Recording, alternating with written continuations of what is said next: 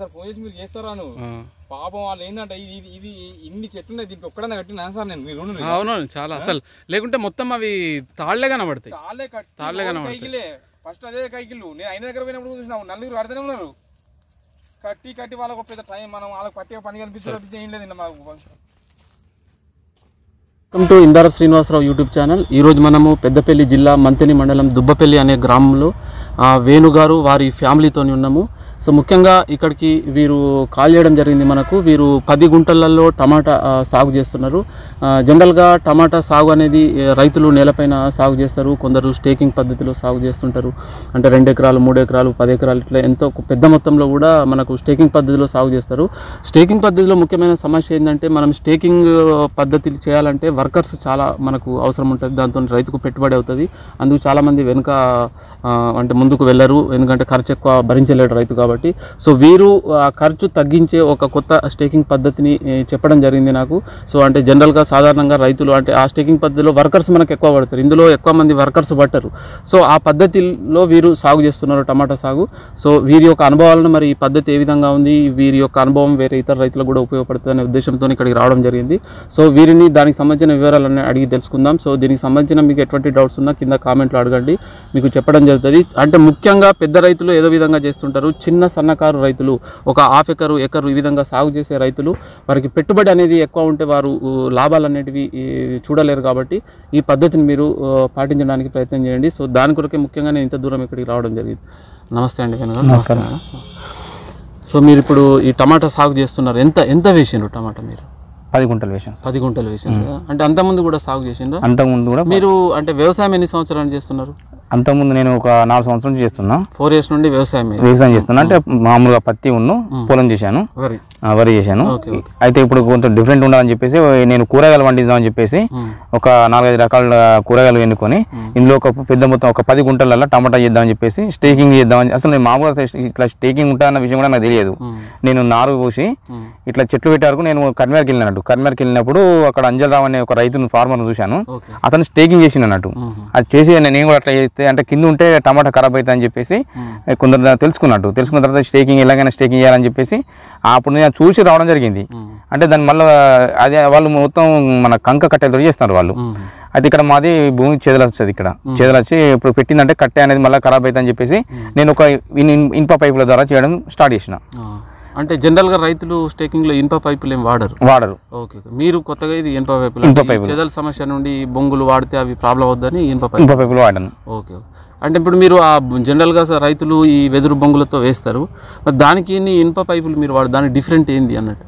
అయితే నాకేందంటే ఇనుప వాళ్ళు కర్ర పెట్టేది ఒక 3 సంవత్సరాలకు మళ్ళీ ఇట్లా ఖరాబ్ అయింది మళ్ళీ తెచ్చుకోవాలి. ఈ పైప్ అనేది ఏంటంటే ఖచ్చితంగా ఒక 10-12 సంవత్సరాలు ఇట్లా ఉంటుంది. అది కొంచెం ఫస్ట్ సారి పెట్టుబడి ఎక్కువ అవుతుంది కాబట్టి మనం ఇంకొక 10 సంవత్సరాలకు తీయచ్చు అనేది ఒక నమ్మకం. మళ్ళీ ఈ పైప్ పెట్టిందంటే మళ్ళీ క్రాప్ అయ్యే వరకు ఎలాంటి డ్యామేజ్ కాదు ఇది. అప్పుడు మధ్యలో అప్పుడు సేదరాచి ఇరిగింది అనుకో మాకు ప్రాబ్లం అవుతుంది కదా. అంటే ఈ పైప్ ఇప్పుడు మనం ప్రత్యేకంగా చేయించుకోవడమా ఎట్లా? ఒకటి 20 ఫీట్ల పైప్ తీసుకొని దాన్ని 6 కడిగడం జరిగింది. ఒకటి 6 ఫీట్లు తీసుకొని నేను మామూలుగా కర్ర పద్ధతి ప్రకారమే నేను కూడా చేసిన. మిగతా రైతులు ఇట్లా వేస్తే నేను అలా చేసిన. అయితే దాంట్లో కొన్ని బాగా ఇబ్బందులు ఉన్నాయి. దానివల్ల ఏంటంటే కూలీల ఖర్చు ఎక్కువ అవుతుంది. కూలీల ఖర్చు ద్వారా ఏంటంటే ప్రతి ఒక్క ఇప్పుడు టమాటా చెట్టు ఒక పెట్టిన తర్వాత 25 రోజుల నారును మనం పెట్టుకుంటాం. తర్వాత 25 రోజులకు స్టేకింగ్ స్టార్ట్ చేయాలి మనం. చేసిన తర్వాత ఏంటంటే బ్రాంచెస్ వస్తాడు. అదే ఈ స్టేకింగ్ విధానం ప్రతి ఒక్క బ్రాంచ్ కి ప్రతి ఒక్క ఈ సుతీల తాడుతో కడతాంటారు అందరూ. కడితేనే మరి దాన్ని స్టేకింగ్ అంటారు సార్. అయితే దీనివల్ల ఏంటంటే కూలీల ఖర్చు ఎక్కువ అవుతుంది, ఈ సుతీల తాడు ఖర్చు ఎక్కువ అవుతుంది. అయితే నేను చేసిన దానికి ఏంటంటే ఒక్కసారి వెల్డింగ్ చేసినాం అనుకో, ఒక మధ్యలో ఇదే పైపుకు మనం ఒక వెల్డింగ్ చేసిందంటే ఓన్లీ స్టేకింగ్ వేరు అనేది 1 కిలోకు 120 రూపాయలు దొరుకుతుంది. అది ఒకటి మనం ఒక 50 మీటర్ల పొడుగు లెంత్కు 20 రూపాయల ఖర్చు అవుతుంది అంతే. అది వైర్ 10 గుంటలకు ఎంత వచ్చింది స్టేకింగ్ వైర్ ఖర్చు? ఇది వచ్చేసి నాకు 600 చిల్లర వచ్చింది. 600 చిల్లర అంటే 600 రూపాయలు ఖర్చు. 6 కిలోలు పెట్టింది. 6 కిలోలు అంతే. ఈ ఇనుప పైపు వచ్చి ఒక ఫస్ట్ టైం పెట్టిన నాకు ఈ 30 పైపులు తీసుకున్నా. ఎంత? 10 గుంటలకు 30 పైపులు పెట్టిన. ఎంత అంటే ఒకటి 20 ఫీట్ల సార్. ఒకటి 20 ఫీట్ల 30 పైపులు తీసుకున్నారు. 30 పైపులు తీసుకుంటే అవి 90 అయినాయి. అని 90 అయినాయి. 10 గుంటలకు 90 పైపులు పడతాయి. 90 పైపులు పడతాయి. ఎంత పడ్డది మీకు? ఒక పైప్ ఎంత పడుతుంది? ఒక పైప్ వచ్చేసి నాకు 950 రూపాయలు పడ్డది. అంటే 20 ఫీట్ల పైప్. 20 ఫీట్ల పైపు 950. ఓకే. 950 అంటే మనకు ఒకటి వచ్చేసి మనకు 300 చిల్లర పడుతుంది సార్. 300. ఇది మనకు ఒక 10 సంవత్సరాల వరకు ఉంటుంది. అప్పుడు మామూలుగా కర్ర అయితే 70-80 రూపాయలు అవుతుంది సార్. మళ్ళీ అది నమ్మకం లేదు కదా. అది మళ్ళీ ఈ పైపును కూడా మనం పెట్టడానికి నేనే ఒక్కరే పెట్టుకోవచ్చు. పైపులు ఎక్కడ దొరుకుతాయి? హార్డ్వేర్ షాప్ లో దొరుకుతాయి. హార్డ్వేర్ షాప్ లో వెళ్తే వాళ్ళు మనకు ఇచ్చేస్తారు, దొరుకుతాయి. మళ్ళీ ఇది ఈ మన పైపు కూడా పెట్టడం కూడా చాలా ఈజీ అన్నట్టు, మనమే పెట్టుకోవచ్చు. ఇప్పుడు ఆ కర్రలు అయితే దానికి అన్ని కర్రలు ఒక్క సైజు ఉండే సార్.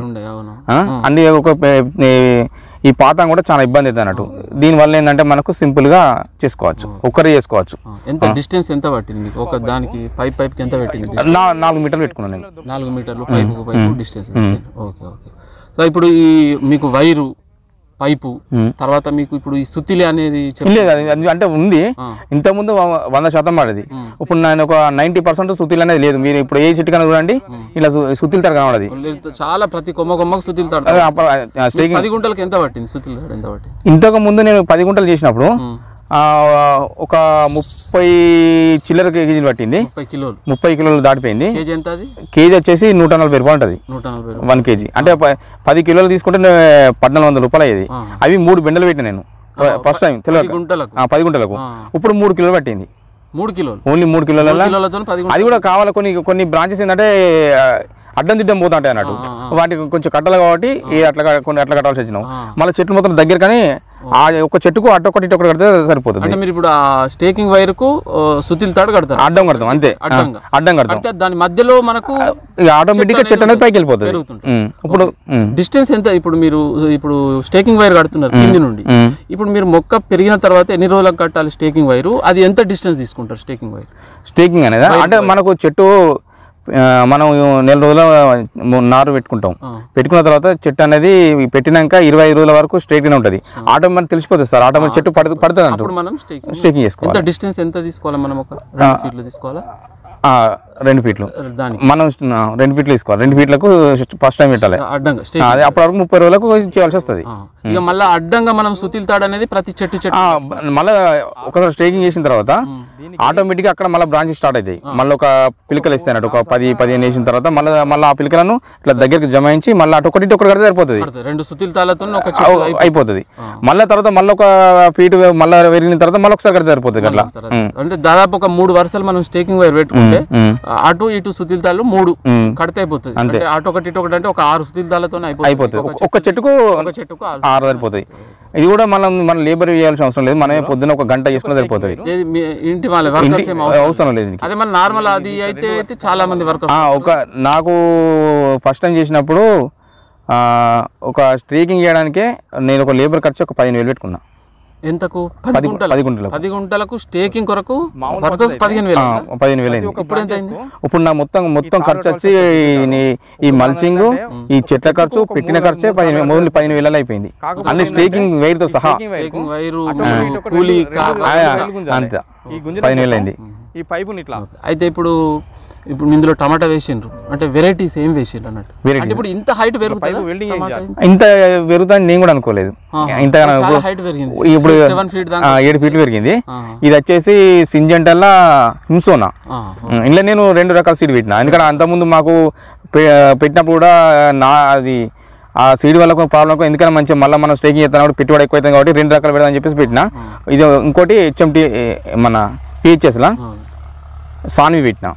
అది కూడా బాగానే ఉంది. అది కాకపోతే దీని అంత హైట్ అది పెరగలేదు. అది ఒక 3 ఫీట్లు 4 ఫీట్ల కానీ ఆగింది. ఇది మాత్రం 7 ఫీట్లు పెరిగింది. ఇది సింజెంటలా హింసోనా. మేడం మీరు ఇప్పుడు జనరల్గా వ్యవసాయం చేస్తుంటే రైతులు చేస్తుంటారు, కొందరు ఇన్నోవేటివ్ ఫార్మర్స్ కూడా కొత్త చదువుకున్న వాళ్ళు వ్యవసాయం. ఎవరైనా వ్యవసాయం అంటే సపోర్ట్ చేయరు. వ్యవసాయం ఏంది, అందులో ఏం లాభం వస్తుంది ఏందని. మగవాళ్ళకి ఎంత ఇంట్రెస్ట్ ఉన్నా ఇంట్లో ఆడవాళ్ళు సపోర్ట్ చేయకుంటే చేయలేరు చాలా వరకు. సో మీరు మరి మీకు ఎట్లా మీరు సపోర్ట్ చేస్తున్నారు? మరి మీరు కూడా ఇందులో వర్క్ చేస్తారా?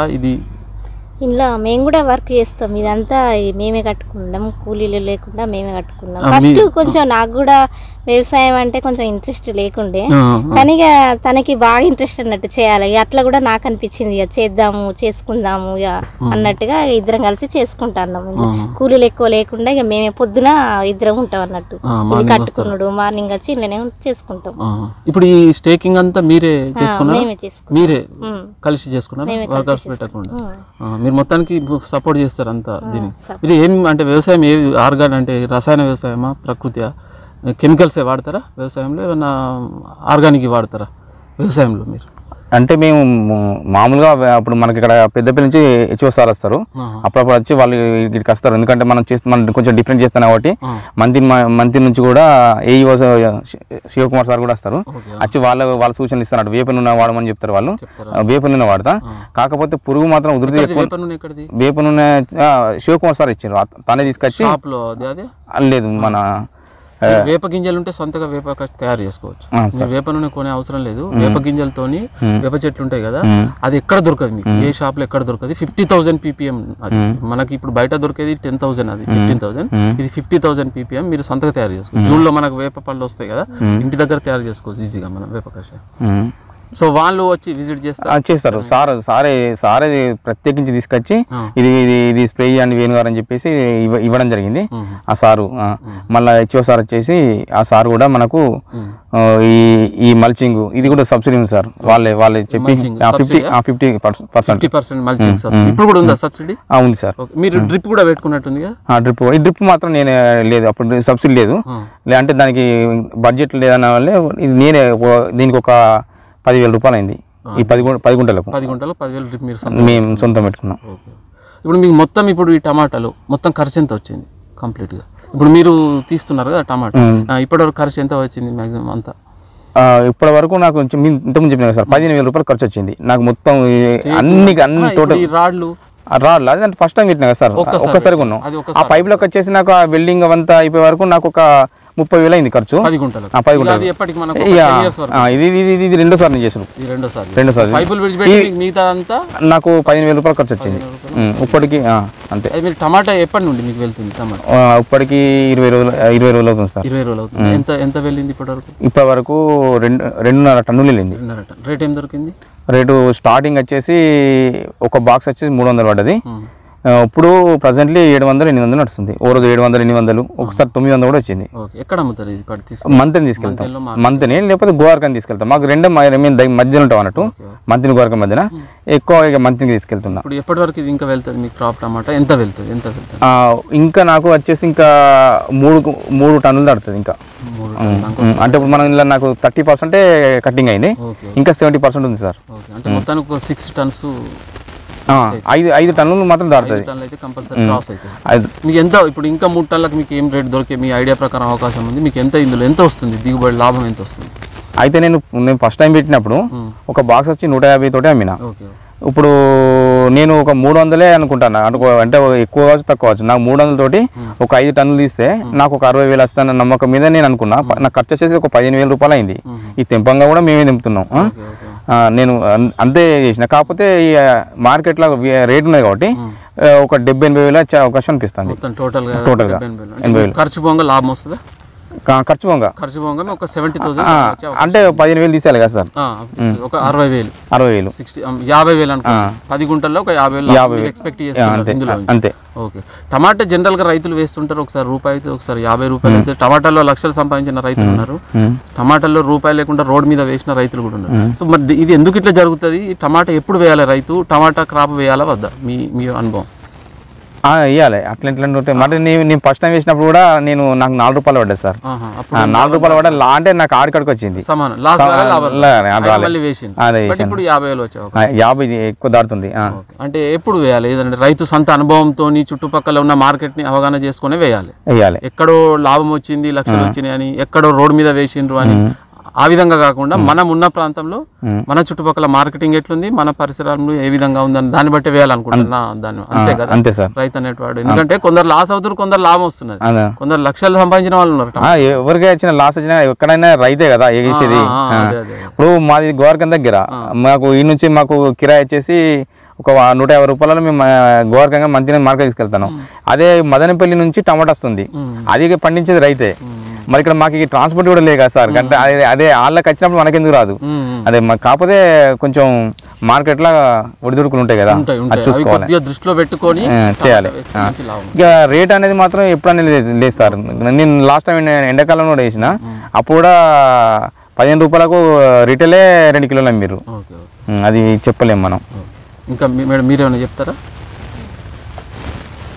సో ఇది మనకు వీరు వేణుగారు చెప్పేది. ముఖ్యంగా జనరల్గా టమాటా కానీ కూరగాయలను రైతు సాగు చేసేటప్పుడు 2 ఎకరాలు 3 ఎకరాలు 10 ఎకరాలు పెద్ద పెద్ద రైతులు కూరగాయలు వేస్తారు, అంటే పెట్టుబడి పెట్టి అని భావిస్తారు. సో అటువంటి భావన రైతులు తీసివేయండి. ప్రస్తుతం వరి కూడా గవర్నమెంట్ కొంటలేదు కాబట్టి కంపల్సరీ వరి వెళ్ళి కూరగాయల వైపు వెళ్ళాలి రైతులు కూడా. కాబట్టి మీరు 10 గుంటలైనా పర్వాలేదు, 10 గుంటల్లో మల్చింగ్ కానీ డ్రిప్ కానీ వైరు స్టేకింగ్ ఇదంతా మీరు ఏదో అనుకోకండి, ఇందులో ఏదో లక్షలు పెట్టుబడి పెట్టాలని అనుకోకుండా మీరు ఇంటి వాళ్ళు భార్యాభర్త కానీ మీ ఫ్యామిలీ పని చేసుకుంటా మీరు ఈ మల్చింగ్ వేసుకోవచ్చు, స్టేకింగ్ పెట్టుకోవచ్చు. ఆధునిక పద్ధతిలో కొత్తగా ఎట్లా చేస్తున్నారో ఆ పద్ధతులు మీరు ఒక చిన్న గ్రామంలో ఉన్న మామూలు చిన్న సన్నకారు రైతు కూడా ఈ విధంగా స్టేకింగ్ పద్ధతిలో మీరు తక్కువ పెట్టుబడితోని చేయవచ్చు. ఆ ఉద్దేశంతోనే నేను ఇక్కడికి రావడం. వీరు కూడా చిన్న సన్నకారు రైతే, కుగ్రామంలో ఉన్నారు. వీరు సిటీలో చుట్టుపక్కల ఎట్లా చేస్తున్నారో ఆ విధంగా స్టేకింగ్ చేసిండ్రు, మల్చింగ్ వేసిండ్రు, డ్రిప్ పెట్టిండ్రు, ఈ విధంగా చేస్తున్నారు. వీళ్ళకు ఈ 10 గుంటల్లో 50,000 లాభం వస్తుంది. మనం వరి పండిస్తే ఏమొస్తుంది, ఏం రాదు. మరి ఇంకా ముందు చాలా కష్టం అవుతుంది. కాబట్టి ఈ విధంగా మీరు 1 సంవత్సరం కొద్దిగా లాస్ అయినా మీకు అనుభవం వస్తుంది. అనుభవం వచ్చిన తర్వాత మళ్ళీ మీరు కవర్ చేసుకొని మళ్ళీ వెళ్ళవచ్చు. ఈ విధంగా మీరు ఈ పద్ధతిని మీరు కూడా స్టేకింగ్ పద్ధతి ఎక్కడా లేదు, వీరు కూడా చెప్పిండ్రు. నేను కూడా చూసిన కొన్ని ఫీల్డ్ ఈ పద్ధతి ఎక్కడ చూడలేదు. ఏదైనా మీకు దీనికి సంబంధించిన డౌట్స్ ఉంటే వీరిని అడిగి నేను వీరి నెంబర్ ఇస్తాను, మీరు కాల్ చేసి అడగండి. మీరు కూడా ఈ పద్ధతిలో స్టేకింగ్ పద్ధతిలో టమాటా కానీ ఇతర బీర కాకర ఇటువంటివి వేసి లాభం పొందండి. నేలపైన మాత్రం వేయకండి, నేలపై వేస్తే అవి సరిగా రాదు, క్రాప్ మనకు లాస్ అవుతుంది, దిగుబడి కూడా తక్కువ వస్తుంది. ఇందులో దిగుబడి ఎక్కువ వస్తుంది, మనకు పంట నాణ్యత ఉంటుంది. సో ఇది వీడియో చూసి మీరు కూడా 1-2 రైతులు మారినా చాలా సంతోషము. వీడియో చేసినందుకు మనకు రిజల్ట్ అనేది ఉంటుంది. సో ఇది ధన్యవాదాలు. ఓకే.